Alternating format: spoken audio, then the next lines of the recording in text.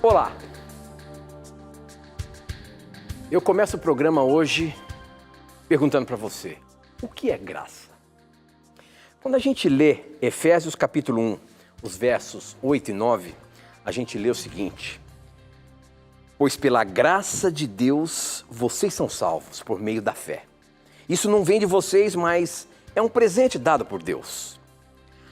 O 9 diz o seguinte: a salvação não é resultado dos esforços de vocês. Portanto, ninguém pode se orgulhar de tê-la. Ora, eu não preciso fazer nada para ser salvo? A salvação é assim? Como é que eu entendo então o que é salvação? O que é graça? Essa e muitas outras questões você vai acompanhar agora, pois está no ar, na mira da verdade.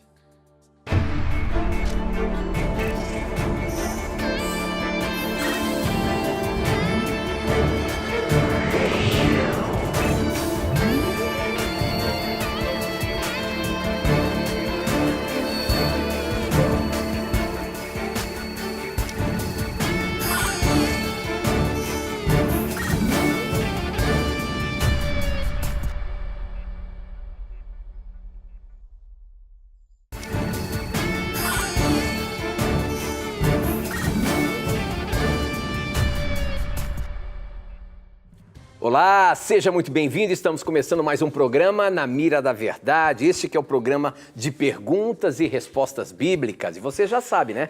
Você faz a sua pergunta e ela é respondida baseando-se na palavra de Deus. E quem sempre está na mira para dar a resposta que você precisa na Bíblia é ele, professor Leandro Quadros. E aí, professor, tá animado como sempre? Claro, homem. Animado, contente. Você sempre tá animado, né? Às vezes não tá muito, mas na hora do programa é uma bênção, né, Tito? Por você manter contato com a Bíblia já muda tudo para melhor. Verdade. Por isso que nós sempre incentivamos aqui no programa, né? Passe um tempo com a Bíblia.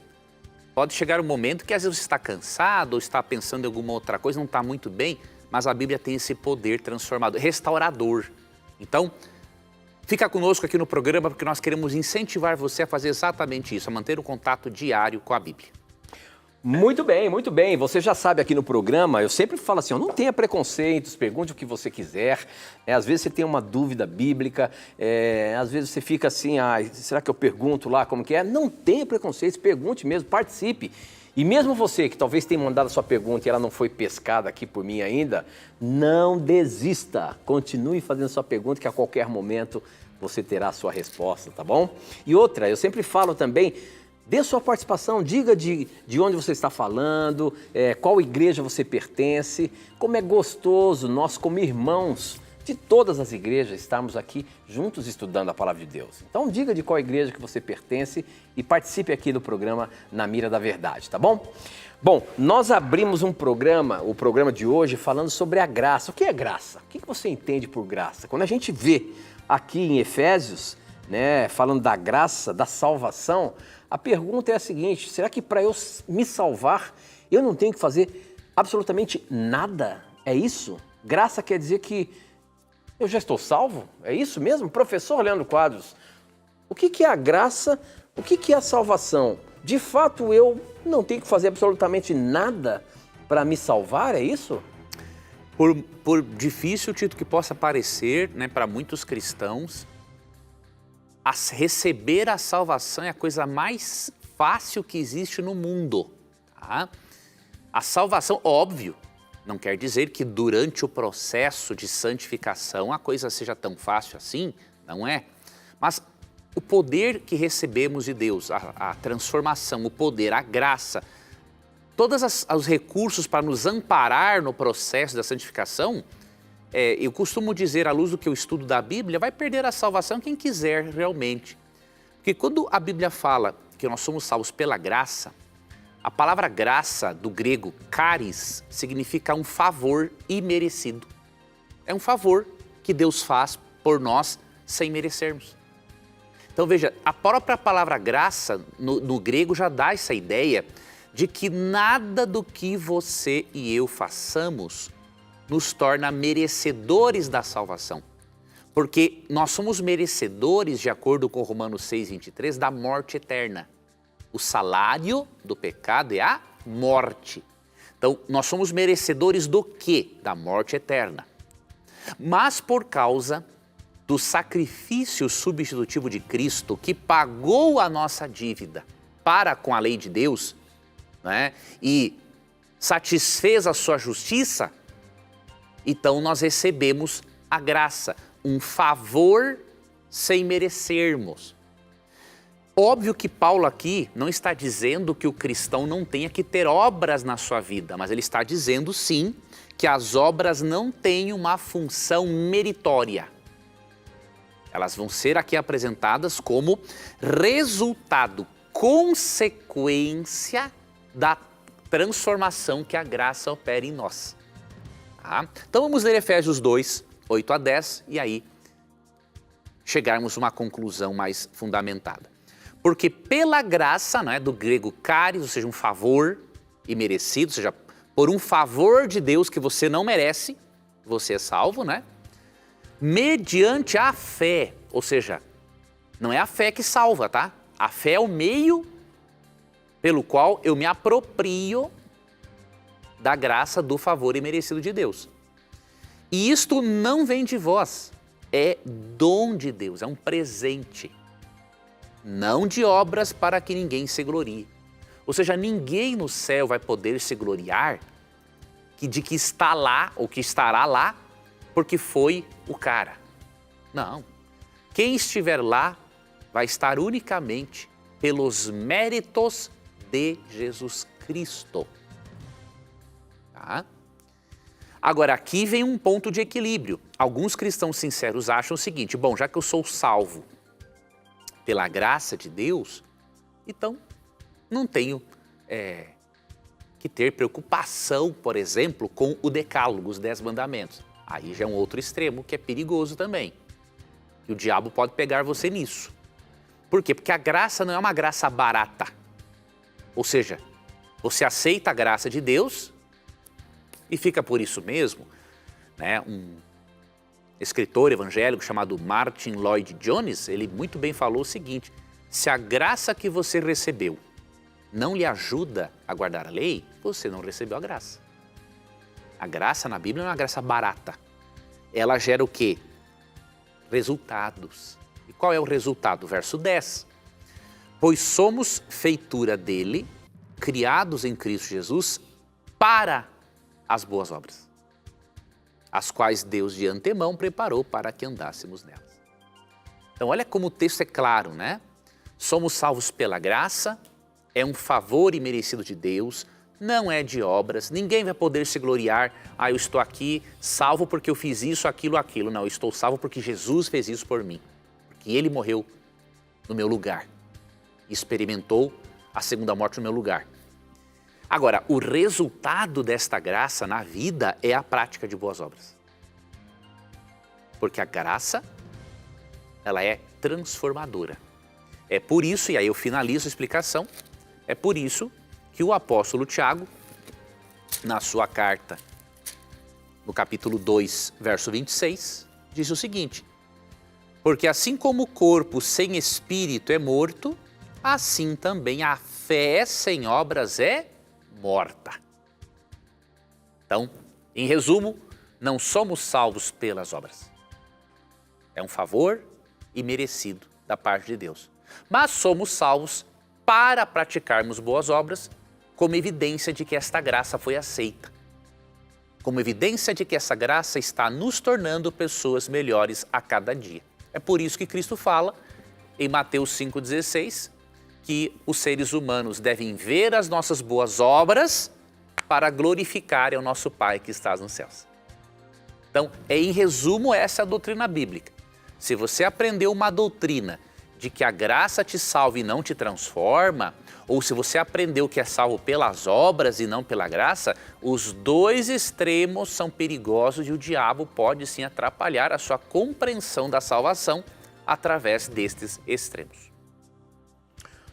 Ok, professor, muito bem, muito bem. Para você participar do nosso programa, você pode mandar as suas perguntas pelo nosso SMS, é isso? As mensagens do seu celular, não no WhatsApp, as mensagens do celular. Você manda, eu recebo aqui na hora.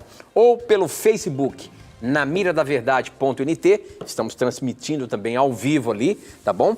Você pode mandar pelo Instagram também, @namiradaverdade. No Instagram, além de você colocar a sua pergunta ali naquele videozinho que eu faço, nós temos também algumas caixinhas no Stories, onde você pode mandar a sua pergunta também, tá bom? Participe aí, mande as suas dúvidas pra gente, como essa que chegou aqui pelo nosso SMS. E olha que legal, professor, aqui a dúvida da nossa irmã Helenice de Minas Gerais.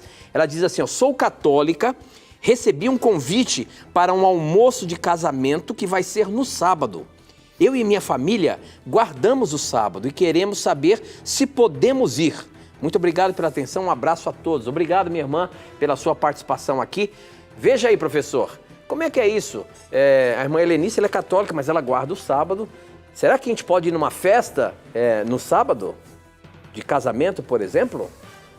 Veja, minha irmã, olha que interessante a sua pergunta. Né? Primeiro, parabéns, né? Você é uma pessoa católica, né? Tem a sua fé, mas você colocou a Bíblia acima da tradição da igreja. Isso é muito importante. A tradição da igreja, não dizemos que uma tradição eclesiástica não tem alguma importância, tem. Mas se a tradição eclesiástica não está em total de acordo com a Bíblia, nós ficamos com a Bíblia. Então você está de parabéns, Deus só tem a lhe abençoar cada vez mais por isso. Veja, não há nada na Bíblia que proíba você de participar de um almoço com pessoas no sábado, né? Só você tem que cuidar de algumas coisas, né? Como você é uma guardadora do sábado e isso é uma bênção. Em primeiro lugar, ali deixa eu lembrar aqui, tem um texto, Neemias 13, orienta que quando nós guardamos o sábado, Deus recomenda que nós não compremos e nem não pratiquemos o comércio, tá? Então, por exemplo, o sábado não é um dia para você almoçar num restaurante, porque você está pagando por um serviço e fazendo outras pessoas trabalharem para você, de forma bem direta, né? Então, Neemias 13, nós vemos que a observância do sábado envolve, né, não fazer outras pessoas trabalharem para nós, especialmente em atividades comerciais, tá? Deixa eu ler aqui para você o texto e aí eu vou lhe dar o segundo conselho, tá? Neemias 13, versículo 15 em diante. Naqueles dias vi em Judá os que pisavam lagares ao sábado e traziam trigo que carregavam sobre os jumentos, como também vinho, uvas e figos e toda sorte de cargas, que traziam a Jerusalém no dia de sábado. E protestei contra eles por venderem mantimentos neste dia. Também habitavam em Jerusalém tírios que traziam peixes e toda sorte de mercadorias, que no sábado vendiam aos filhos de Judá em Jerusalém. Contendi com os nobres de Judá e lhes disse, que mal é este que fazeis profanando o dia de sábado? Então, atividades comerciais são consideradas, sim, na Bíblia, pelo profeta inspirado, como uma profanação do sábado. Então, almoçar fora no sábado não é recomendável também, não é permitido por Deus. Óbvio, se a pessoa quiser, ela é entre ela e Deus, mas não é o que Deus deseja, né? Então, um guardador do sábado não vai pagar almoço no sábado. Ele vai ter uma preparação prévia, né, obviamente, para poder observar o sábado da melhor forma possível, né? Esse é um primeiro ponto a você considerar. O segundo ponto a considerar no sábado, e isso aqui é para todos, viu? Eu, como um cristão, observador do sábado, se eu não me vigiar, eu erro nisso também. A outra questão é o tipo de assunto que está sendo conversado no sábado. Aqui que está um detalhe. Aqui muitos guardadores do sábado, inclusive, e eu me coloco no meio porque eu sou um pecador também, falham nisso. Então, por exemplo, o sábado não é um dia, quando estamos entre amigos, de falarmos de coisas seculares. É um dia para falar de coisas espirituais. Então, vamos ver aqui Isaías, capítulo 58, versículo 13. Se desviares o pé de profanar o sábado e de cuidar dos teus próprios interesses no meu santo dia, se chamares ao sábado deleitoso e santo dia do Senhor, digno de honra, e o honrares não seguindo os teus caminhos, não pretendendo fazer a tua própria vontade, nem falando palavras vãs, então te deleitarás no Senhor. Eu te farei cavalgar sobre os altos da terra. Isso aqui é promessa de prosperidade material e espiritual. Sobre os altos da terra e te sustentarei com a herança de Jacó teu pai, porque a boca do Senhor o disse. Então veja, as palavras que falamos, aquilo que assistimos, também deve ser considerado. Então, se no ambiente onde você vai almoçar, você poderá observar o sábado desta forma, vai tranquilamente, né? A casa desta família pode ser inclusive um momento para você dar um bom testemunho. Muito bem, professor, muito bem. Temos alguns minutinhos ainda. Eu tenho uma pergunta aqui que chegou no Facebook e também veio aqui no SMS, viu? Tereza, eu vi a sua pergunta aqui nos dois aplicativos, tanto no Facebook como no SMS. A pergunta da Tereza é a seguinte: sou aqui de Jundiaí, São Paulo, da Igreja Católica, e tenho uma dúvida. Em Isaías 43, 25, Deus fala que Ele apaga as nossas transgressões, ou seja, nossos pecados.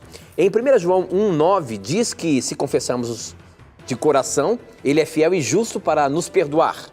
A minha dúvida é a seguinte, professor: se cometermos um pecado e nos arrependermos, Ele irá nos perdoar.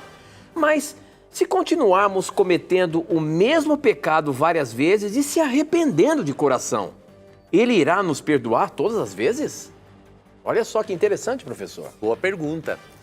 Só quero aqui, eu havia esquecido, peço até desculpas para Rafaela Bolanho, que eu fiquei de mandar um abraço para ela, né? Conversei com ela hoje no SESI em Jacareí, ela acompanha o programa. Rafaela, um abraço para você. Eu lembrei aqui que eu tinha essa anotação, tá? Que Deus te abençoe, obrigado por você acompanhar o programa e que Deus continue guiando a sua família. Rafaela Bolanho, de Jacareí, São Paulo, tá? Veja, a Bíblia não ensina que vai chegar um momento em que você e eu vamos parar de pecar sem sermos glorificados, tá?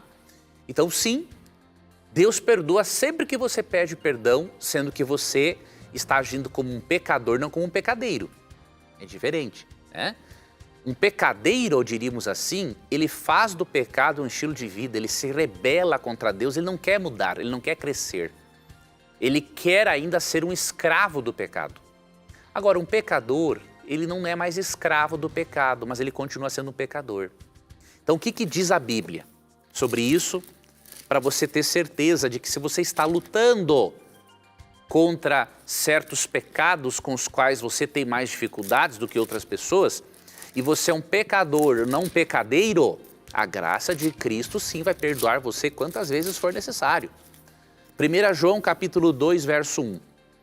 Filhinhos meus, estas coisas vos escrevo para que não pequeis. Ou seja, o ideal de Deus é que não pecássemos, né?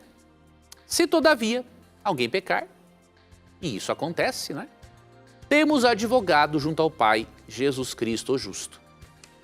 Verso 2, e Ele é a propiciação pelos nossos pecados, e não somente pelos nossos próprios pecados, mas ainda pelos do mundo inteiro. Então lembre-se, o próprio fato de Jesus ser o seu advogado significa que você continuará sendo um pecador, uma pecadora até a volta dele. Agora, o que você não pode ser é um pecadeiro. Tá? Então, uma coisa é você fazer do pecado um estilo de vida, outra coisa é você cair como resultado de uma natureza pecaminosa. Você caiu, mas você pede perdão, se levanta e continua adiante. Então, o próprio fato dele ser o seu advogado e o meu também demonstra que sempre precisaremos deste advogado até o dia em que formos glorificados. Muito bem, professor, muito bem. Olha só, nós temos que ir para um intervalo, tem muitas perguntas chegando aqui, mas aproveite o intervalo, formule a sua questão, a gente volta já já.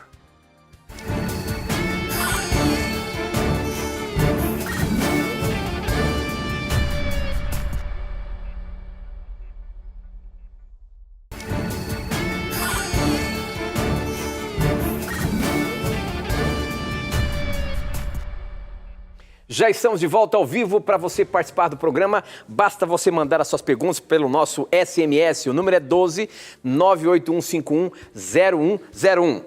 Você pode também participar mandando através do Facebook, namiradaverdade.nt, e no Instagram, @namiradaverdade. Tem um videozinho ali onde eu coloco para você fazer as perguntas, e também no nosso Stories ali, tá bom? Participe aí, mande as suas dúvidas pra gente. Essa aqui chegou pelo Facebook, quem mandou foi o Romildo, José Romildo Ferreira. A pergunta dele é a seguinte, professor.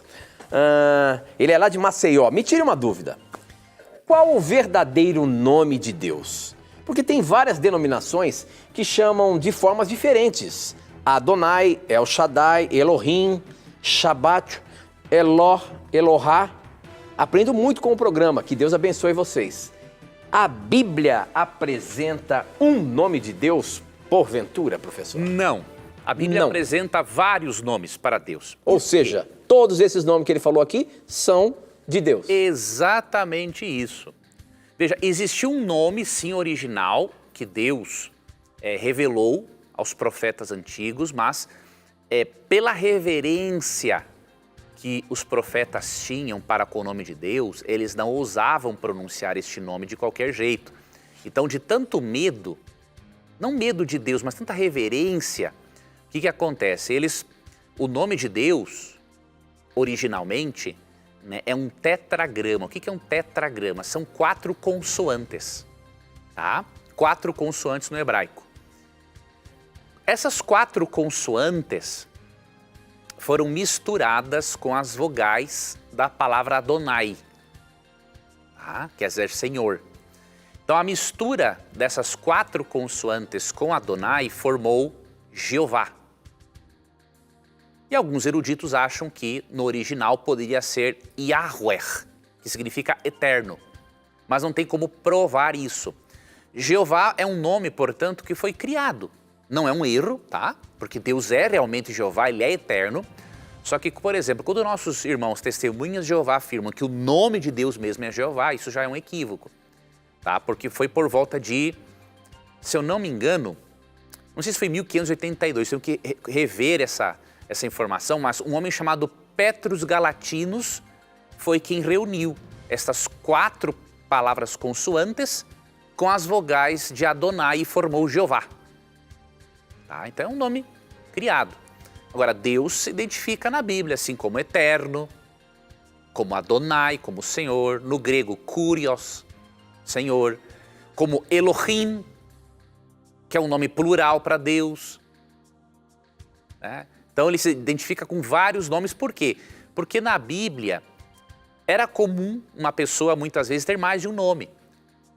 Por quê? Para destacar aspectos diferentes do caráter de Deus. Então ele é chamado El, né, é a raiz para Deus no hebraico. Então El Shaddai, Deus Todo-Poderoso. Então ele é todo-poderoso, ele é eterno, ele é o Deus da paz, Jeová Jiré. Então todos os nomes são válidos porque todos se encontram na Bíblia. O que não podemos fazer é dizer, o nome único, ou Deus é Jeová, e aí não tem conversa. Não, aí isso não é correto de afirmar. Muito bem, muito bem. Olha só, as perguntas continuando. Nós estávamos falando aí sobre o sábado, né? E tem uma outra pergunta que chegou aqui, eu vou colocar. Deixa eu ver quem que está falando. É o Francisco. Ele diz o seguinte, professor. Graça e paz seja com vocês. Sou Francisco José, cristão, e congrego na Igreja Católica. E não guardo o domingo, e sim lembro do dia de sábado para adorar a Deus. E não perco na mira da verdade, viu? Nos 3 primeiros evangelhos, o Senhor Jesus Cristo fez o bem no sábado. E certa vez, seus discípulos, sentindo fome, colheu, ou seja, trabalhou, né? Fez um trabalho, colheu espigas para saciar sua fome. Essas ações eram criticadas por fariseus e etc. Mas o mestre sempre respondia e deixava-os sem resposta. Caso uma área essencial do Estado, como a saúde, parar para guardar o sábado, quem irá cuidar dos doentes que estão internados? Afinal, os profissionais da saúde estão prestando um bom serviço aos pacientes. Aguardo uma resposta. Professor Leandro Quadros, é interessante como as pessoas estão sendo sinceras ao fazerem as perguntas. Agradeço muito você por você fazer a sua pergunta e participar do programa aqui. Juntos aprendemos mais da palavra de Deus. A questão do sábado, nós falamos um pouquinho na questão anterior. Agora, como é que ficam as atividades essenciais, como saúde, né, e outros mesmo, segurança e outros casos? Se ninguém trabalhasse, a gente estaria perdido, professor, é isso mesmo? Não é bem assim. Primeiro, parabéns a mais este irmão católico por observar o sábado, viu? Já o segundo irmão católico hoje é a mesma pessoa. Não, é a segunda pessoa. É a segunda pessoa. Veja, como Deus tem atuado nos seus filhos em todas as igrejas, né? Então, parabéns, meu irmão, mas parabéns a você também por colocar a Bíblia acima da tradição eclesiástica. Tá? Veja, nós vivemos em um mundo que não vive o ideal, nós estamos em um mundo que não vive o ideal de Deus, né? Então, esse mundo corrompido pelo pecado, ele vai dificultar cada vez mais a nossa obediência aos mandamentos de Deus. Então, muitas vezes, nós vamos ter que escolher entre dos males o menor. Entretanto, Deus promete dar forças e poder para os seus filhos obedecerem e fazerem o melhor. Né? Então, por exemplo, o ideal era que não existissem doenças, mas as doenças vieram em resultado do pecado. Né? A doença, a degeneração celular, a morte, tudo vem em consequência do pecado. Então, realmente, Deus precisa de profissionais atuando no sábado para curar, ajudar as pessoas no processo de cura. Só que tem um detalhe, se todo mundo guardasse o sábado, teria a bênção de Deus. Deus promete em Isaías 58, 13 e 14, prosperidade, tanto material quanto espiritual. Se o mundo guardasse o sábado, com certeza a humanidade estaria num patamar muito melhor. Tanto no aspecto financeiro, quanto mental e espiritual. E aí a quantidade de doenças com certeza seria menor. E a necessidade de profissionais nessa área seria menor ainda naquele dia. Mas a humanidade não vive o plano de Deus e por isso a maldição vem sobre a terra. Porque existem leis naturais e leis espirituais e se elas forem transgredidas, trazem resultados. Então eu não creio que se todo mundo guardasse o sábado teríamos um problema, muito pelo contrário. Estaríamos sobre a bênção de Deus. E outra coisa, haveria um revezamento de escala tão grande que seriam pouquíssimas as vezes que todos os profissionais iriam ter que trabalhar aos sábados.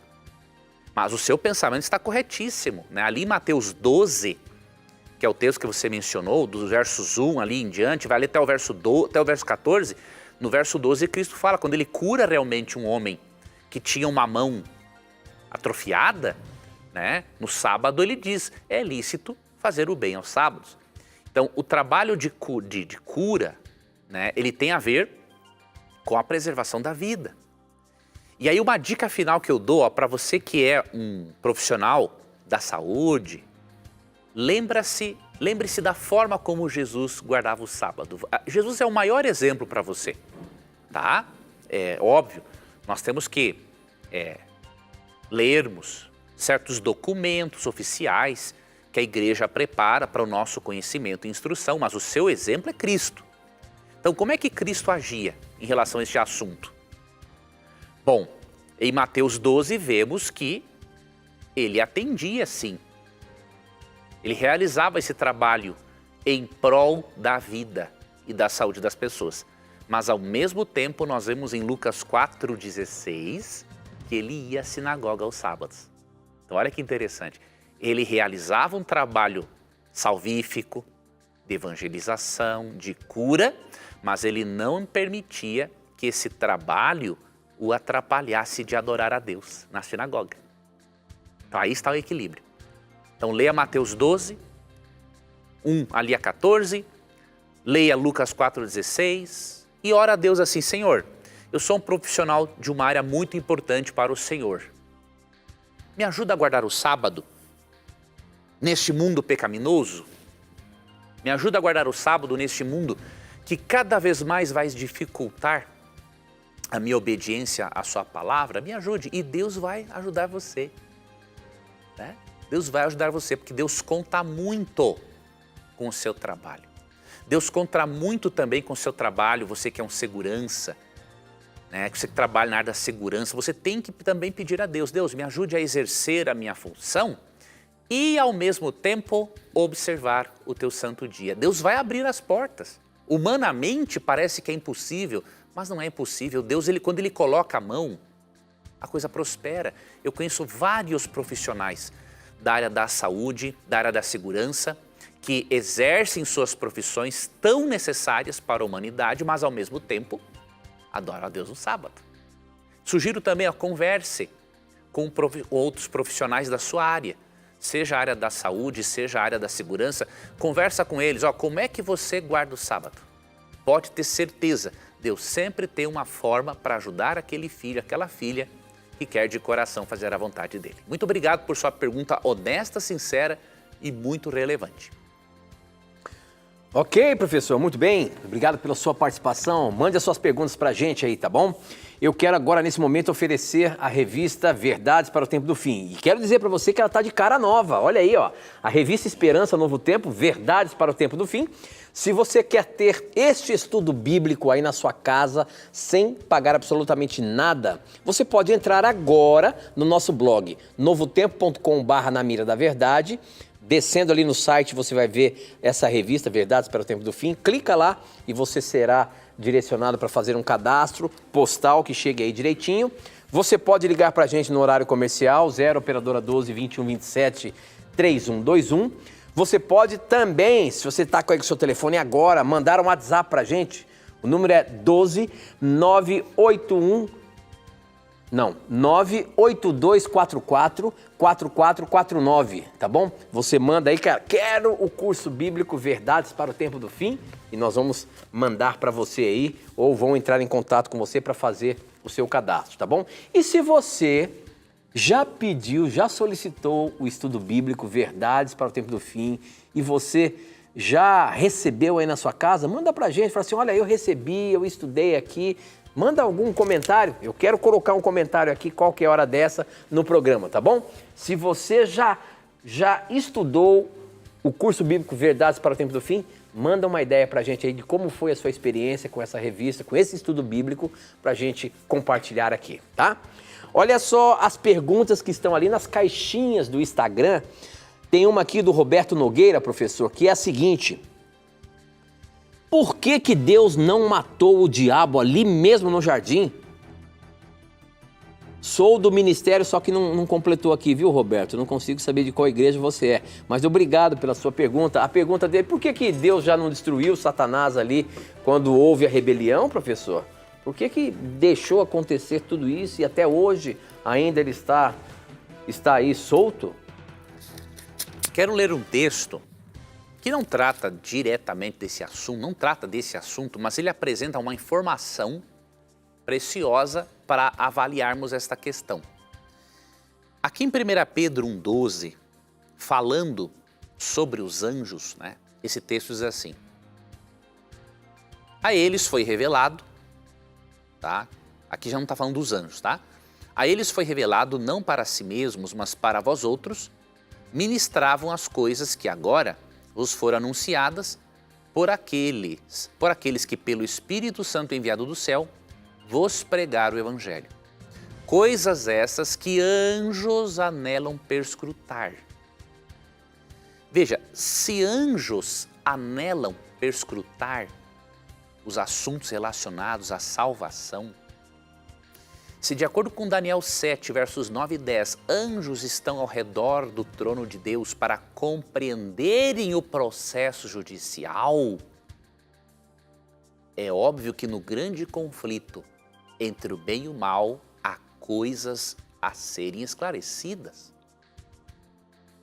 Se Deus destruísse Satanás lá no Jardim do Éden, Deus estaria dando um tiro no próprio pé. Por quê? Imagine, Satanás se rebela contra Deus. Lá em Ezequiel 28, 12 a 15, vemos que Satanás praticou a iniquidade, ou seja, ele pecou. ele questionou Deus. Isaías 14, 12 a 14, ele queria ser como Deus.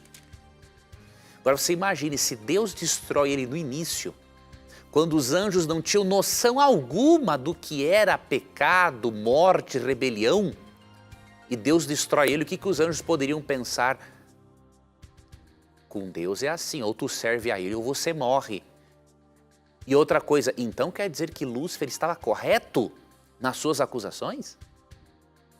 Então Deus não poderia fazer isso.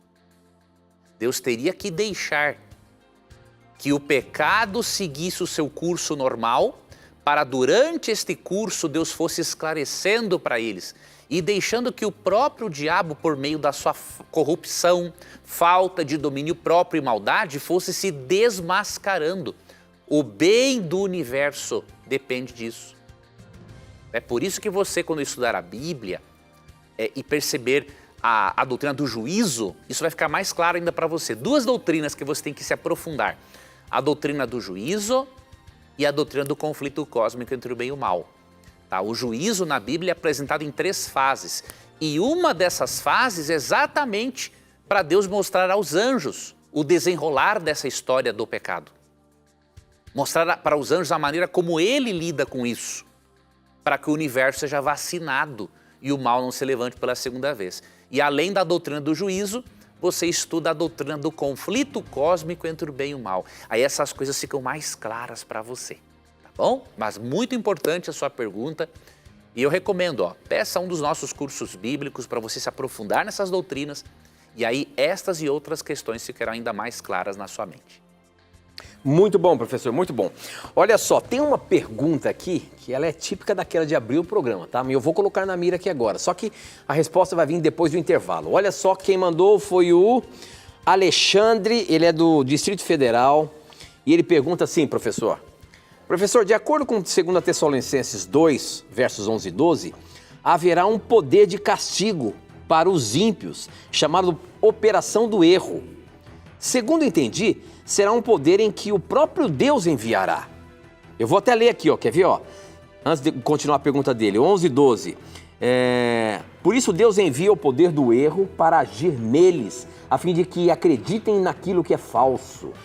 O resultado disso é que serão condenados todos os que não creem na verdade, mas têm prazer no pecado. E aí ele continua. Então, esse poder será enviado antes mesmo de ser dado o decreto e também antes das 7 taças da ira? Pois as pessoas do mundo já estão sendo influenciadas e já estão dando crédito a toda a Babilônia mística. Obrigado, graça e paz. Uma boa questão. Você fique ligadinho aí, não sai daí não. Logo depois do intervalo, a resposta, tá bom? A gente volta já já.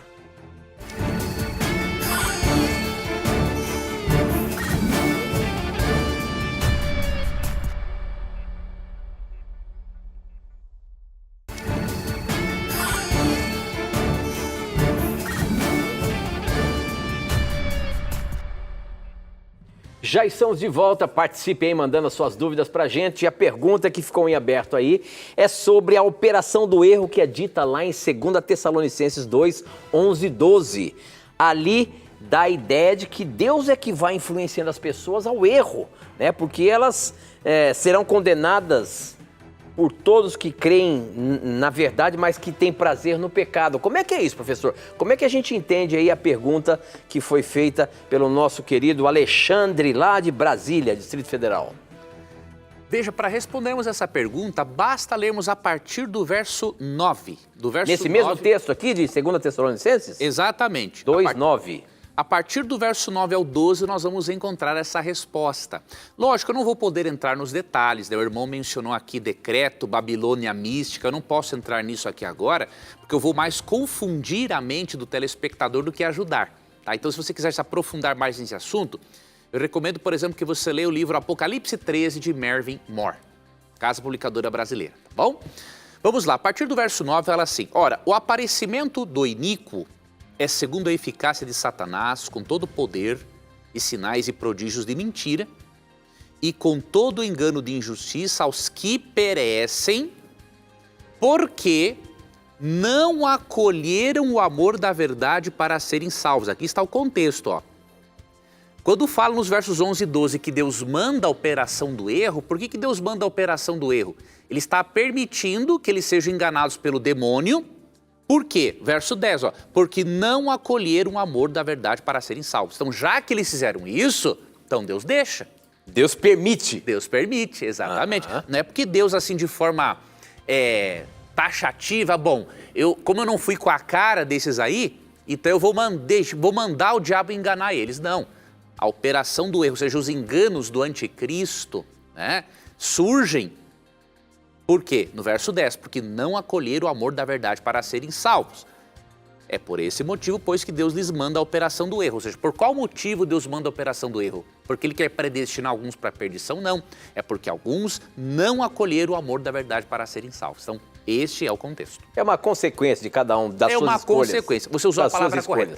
É uma consequência. Muito bem, professor, muito bem. Outra pergunta agora pelo Instagram aí, o Paulo de Freitas, ele faz a seguinte questão. O plano de salvação de Deus antes de Cristo era só para os judeus? Se sim, qual era o motivo? E por que mudou após o sacrifício dele? E como ficaram aqueles que morreram antes de Cristo, que tiveram boas obras, mas não eram judeus? A salvação se fez pela fé? Agradeço se puderem me responder. Meu nome é Paulo, sou protestante da Igreja Verdadeiros Adoradores em Fortaleza. Obrigado, Paulo, pela sua pergunta. Professor, só os que eram judeus que foram salvos no passado aí? Veja, querido irmão, muito boa essa sua pergunta. Ó. Em nenhum momento da história da humanidade, Deus prometeu a salvação só para os judeus. Só para um povo, né? Em nenhum momento, ó. Eu não vou ler os vários versos que existem, mas só para você ter em mente o primeiro. Em Gênesis 3,15, quando Deus promete para Eva que o descendente dela esmagaria a cabeça da serpente, aquilo é uma promessa de que Jesus esmagaria a cabeça de Satanás e que isso beneficiaria toda a humanidade, toda a descendência de Adão e de Eva. E aí quando você vai para Gênesis 12,5, você percebe uma coisa interessante. Deus chamou Abraão e os seus descendentes não para serem eles os únicos a serem salvos. Deus os chama para usá-los como instrumento de salvação de outras nações. Aí está a diferença. O chamado de Deus a Abraão e a Israel é um chamado, é uma função missiológica. Não é um exclusivismo. Porque em Gênesis 12,5, por exemplo, diz o seguinte, 12,3, ó. Abençoarei os que te abençoarem, Deus falando a Abraão, e amaldiçoarei os que te amaldiçoarem. Em ti serão benditas todas as famílias da terra. Olha que coisa bonita. Aqui não diz que por meio de Abraão, todos os judeus da terra somente serão abençoados. Não, todas as famílias da terra. E por quê? Porque nasceria o descendente principal de Abraão, que é Cristo. Quando você vai também para Zacarias, capítulo 8, versos 20 a 22, claramente o povo de Israel é chamado por Deus para levar o conhecimento do verdadeiro Deus e a salvação a outros povos pagãos. Então a missão divina, ela é totalmente inclusiva. Deus chamou um povo porque aquele povo era o mais apto para receber o conhecimento de Deus. Mas não era só para eles, era para eles transmitirem este conhecimento. E aí você vai para Gálatas 3, 27 a 29 e você vê isso se cumprindo também por meio do cristianismo. Então, em toda a Bíblia, nós vemos um Deus missionário interessado em salvar toda a humanidade. Muito bom, muito legal. Professor, outra pergunta agora pelo nosso Facebook aqui. A pergunta é o nome é Molly Lavanda. Ela até fala em inglês aqui, good night. Tem outra curiosidade. Assisti com o meu irmão um programa antigo do Na Mira da Verdade e perguntaram ao professor se para se batizar tinha que falar que acreditava nos escritos de Ellen White. E o professor confirmou. Acho que esse programa é de 2015. É verdade, professor, que para se batizar na Igreja Adventista do Sétimo Dia tem que acreditar nos escritos de Ellen White? Porque nas igrejas evangélicas só basta falar o nome de Jesus. E eu fiquei sem entender. E aí, professor? Boa como pergunta. é que você dá uma resposta aí, baseando-se na Bíblia, sobre os escritos de Ellen White? Veja, em primeiro lugar, nós cremos que Ellen White foi uma profetisa não canônica, né? O que é uma profetisa? Um profeta não canônico. Profeta não canônico é um profeta que foi inspirado, mas que não tem livros no cânon bíblico, na lista de livros inspirados. Tá? Tanto em 1 Crônicas 29, 29, quanto segundo Crônicas 9, 29, você vê profetas não canônicos, mas são profetas do mesmo jeito. Você vê ali Gade, Ido, Natã, Aías, são profetas inspirados, mas não têm livros na Bíblia. Então nós cremos que Ellen White é desta classe. Veja, nós não ensinamos que para a pessoa aceitar a Jesus como Salvador, ela tenha que aceitar Ellen White como profetisa. O que nós fazemos na igreja é que quando a pessoa faz a sua profissão de fé, ela é perguntada se ela crê ou não. Por quê? Espera-se que por uma questão de coerência com a fé, a pessoa que abraça o adventismo, ela aceite o dom profético. Tanto o canônico, especialmente óbvio canônico, quanto o não canônico.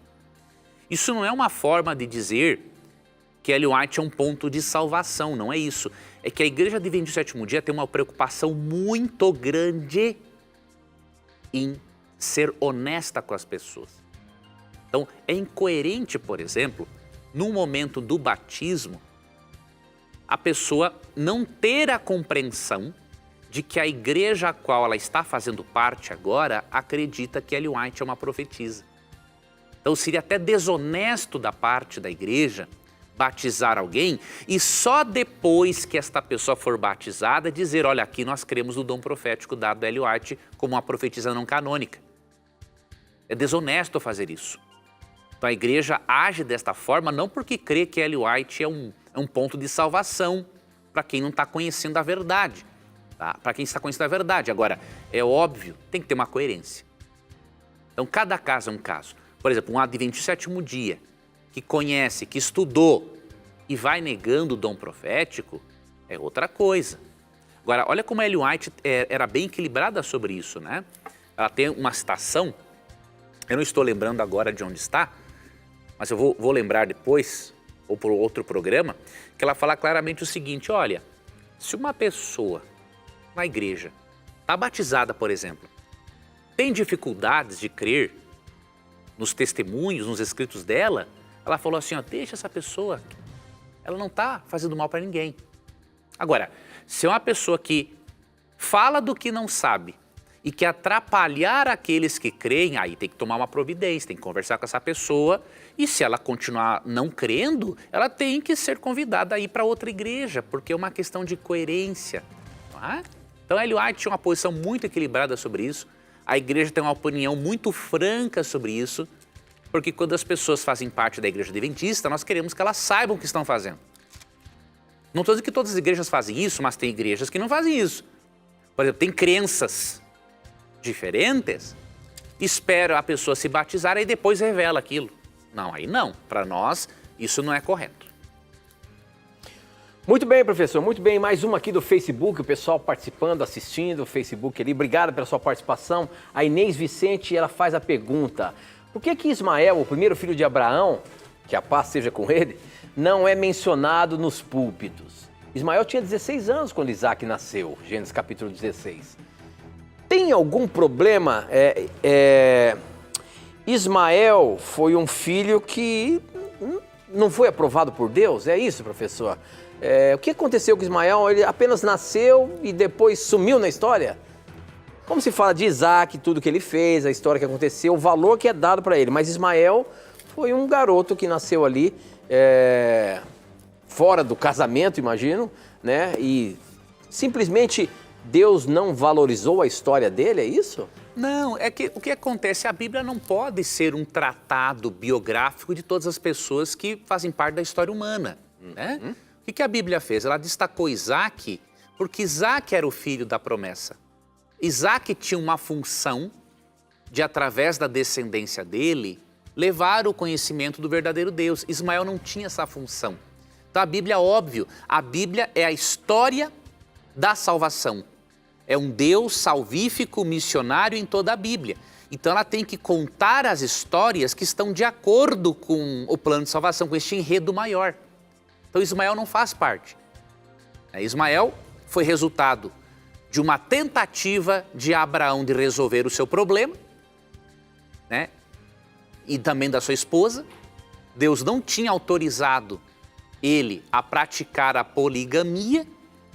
Deus já havia dito que ele ia ter um filho mesmo na velhice, só que ele, né, e Sara pensaram que não, vamos dar uma forcinha para Deus, vamos resolver o problema. Aí deu a sua serva Agar como esposa para ele. Então já fez errado.